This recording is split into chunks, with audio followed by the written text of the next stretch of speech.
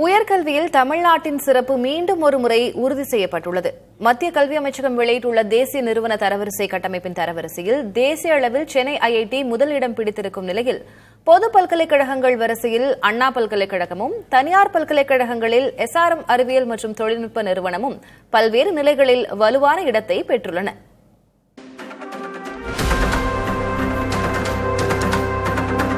மத்திய கல்வி அமைச்சகம் ஒவ்வொரு ஆண்டும் நாட்டில் உள்ள நிறுவனங்களை பொறியியல், பல்கலை, மேலாண்மை என பல்வேறு பிரிவுகளிலும் திறனாய்வு செய்து தேசிய நிறுவன தரவரிசையை வெளியிடும்.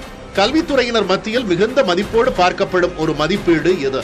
அந்த வகையில் 2025ஆம் ஆண்டுக்கான தரவரிசை பட்டியலை டெல்லியில் உள்ள பாரத் மண்டபத்தில் நடைபெற்ற நிகழ்வில் மத்திய கல்வித்துறை அமைச்சர் தர்மேந்திர பிரதான் வெளியிட்டார். மொத்தம் 14,163 நிறுவனங்களின் செயல்பாடுகளை பல்வேறு கூறுகளின் அடிப்படையில் ஆய்வு செய்து உருவாக்கப்பட்ட இந்த தரவரிசை பட்டியலில் தமிழ்நாட்டின் கல்வி நிறுவனங்கள் சிறப்பான இடங்களை பெற்றுள்ளன.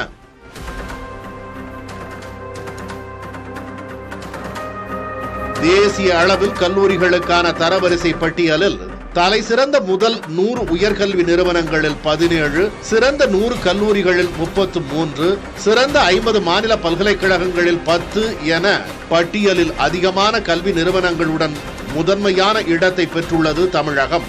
தலை சிறந்த முதல் 100 இடங்களுக்குள் வந்த தமிழகத்தின் 17 நிறுவனங்களில் Chennai IIT, Amrita Vishwa Vidyapeetham, BIT, SRM, Savitha ஆகியவை முதல் 5 இடங்களில் வந்துள்ளன.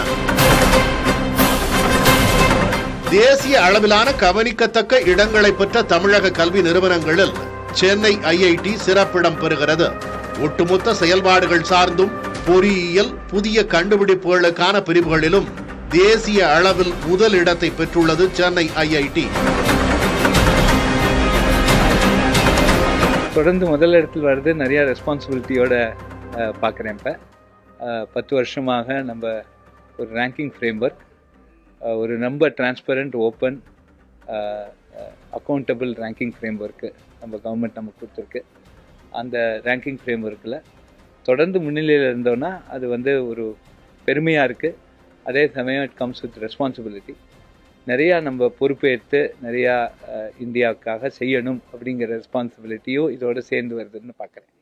இந்த தரவரிசை பட்டியலில் அடுத்து கவனம் ஈர்க்கும் இடத்தை பெற்றுள்ளது அண்ணா பல்கலைக்கழகம். முந்தைய ஆண்டுகளை ஒப்பிட சறுக்கலை சந்தித்திருந்தாலும் மாநில அரசுகள் நடத்தும் பல்கலைக்கழகங்களின் பட்டியலில் 2ஆம் இடத்தை பிடித்துள்ள அண்ணா பல்கலைக்கழகம் புதிய கண்டுபிடிப்புகளுக்கான பிரிவிலும் தரவரிசையில் முதல் 10 இடங்களுக்குள் வந்துள்ளது. அடுத்து கவனம் இருக்கும் இடத்தை 10க்கும் மேற்பட்ட பிரிவுகளில் இடம்பெற்று SRM அறிவியல் மற்றும் தொழில்நுட்ப கல்வி நிறுவனம் பெற்றுள்ளது.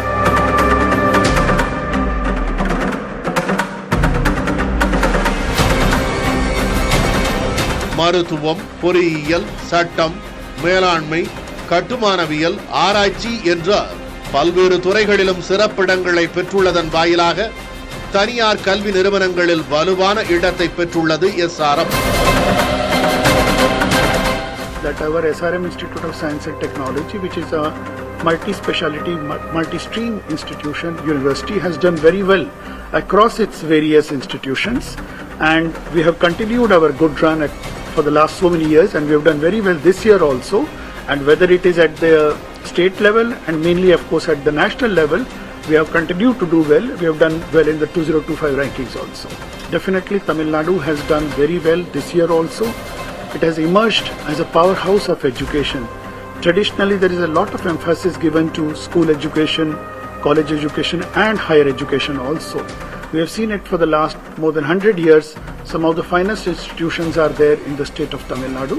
So whether it is the government sector or the private sector, we have got some very leading institutions in the state of Tamil Nadu, and I am very happy to share that SRM IST continues to do very well and has played a leading role for education, higher education in the state of Tamil Nadu.